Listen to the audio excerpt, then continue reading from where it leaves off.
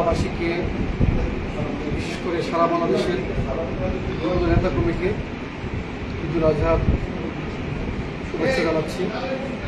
গত 16 বছর সত্যিকার অর্থেই আমাদের দলের নেতাকর্মীরা শান্তিতে ঈদ উদযাপন করতে পারেনি। আল্লাহর অশেষ রহমত যে 5ই আগস্টের পরে পরিবর্তিত পরিস্থিতিতে আমার বিশ্বাস যে এবার বিএনপি পরিবারের প্রতিটি সদস্য এবার তাদের পরিবারের সাথে ঈদ উদযাপন করবে। আমিও চরপেশনের বিএনপি নেতাকর্মীদের সাথে ঈদ উদযাপন করার জন্য চরপেশনের উদ্দেশ্যে আজকে ঢাকা থেকে রওনা হয়েছি। তো আগামীকাল ঈদুল আজহা উদযাপন হতে যাচ্ছে। আমি আশা করছি যে ঈদুল আজহার মধ্য দিয়ে বাংলাদেশের মানুষের মধ্যে একটি সৌহার্দ্যপূর্ণ পরিবেশ তৈরি হবে।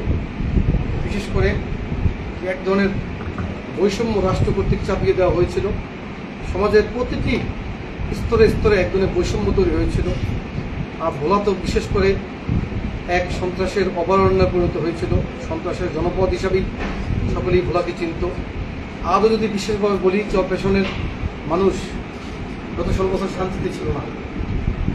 তারা সন্ত্রাসের শিকার হয়েছিল। আপনারা নিশ্চয়ই মনে রাখবেন যে কোনো এক ঈদুল আজহার দিনে ছাত্রদলের সাবেক সভাপতি,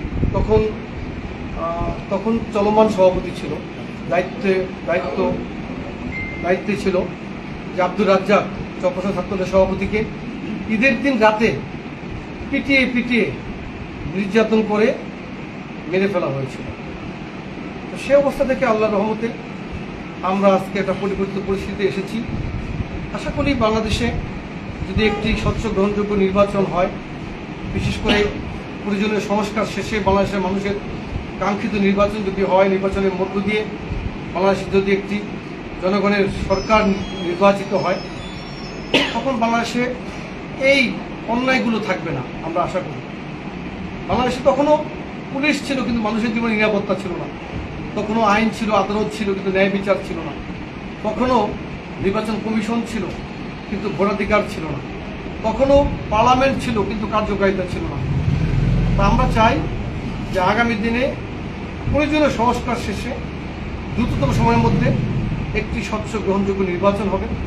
নির্বাচনের মধ্য দিয়ে মানুষ বিএনপিকে ক্ষমতায় বসাবে এবং বিএনপি মানুষের প্রত্যাশা পূরণের জন্য ইতিমধ্যে যে কমিটমেন্ট করেছে 31 দফা পূরণের মধ্য দিয়ে, সে কমিটমেন্ট বাস্তবায়ন করবে। তো আবারও সকলকে ঈদুল আজহার শুভেচ্ছা জানাচ্ছি। সবাইকে ধন্যবাদ। আসসালামু আলাইকুম।